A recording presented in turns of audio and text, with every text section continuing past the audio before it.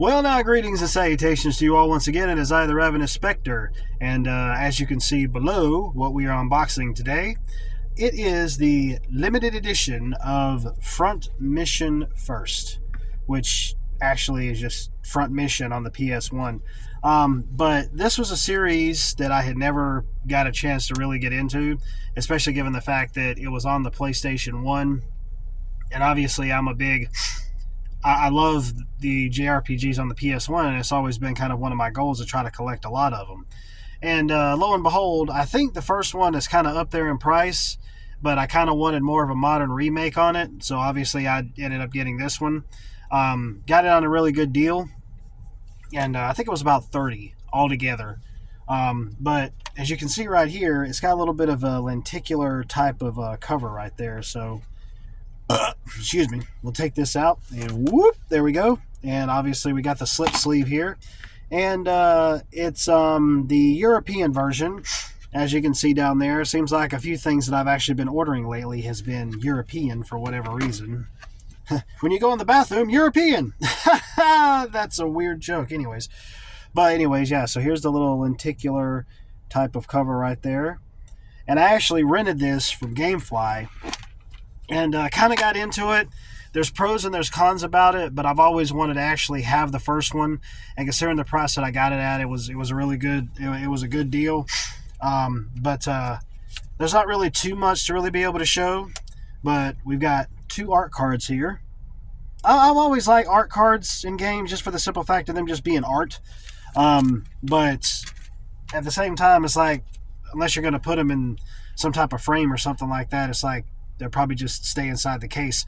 But here we have a full color manual, and I don't know if this is exactly the same as the PS1 version or not with how it looks on the inside.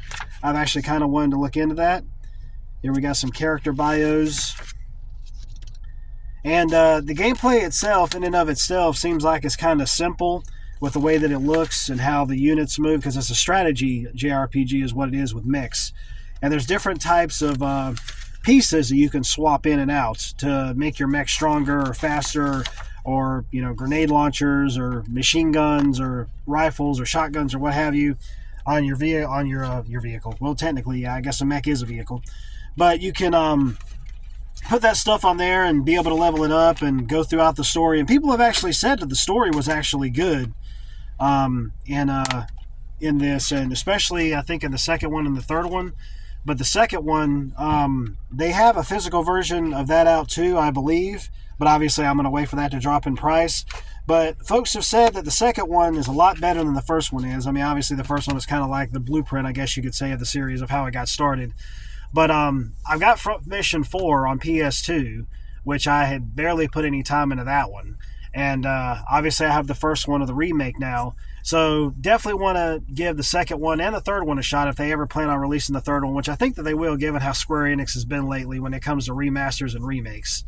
I mean, hey, as long as they make them good, I'll definitely end up getting them.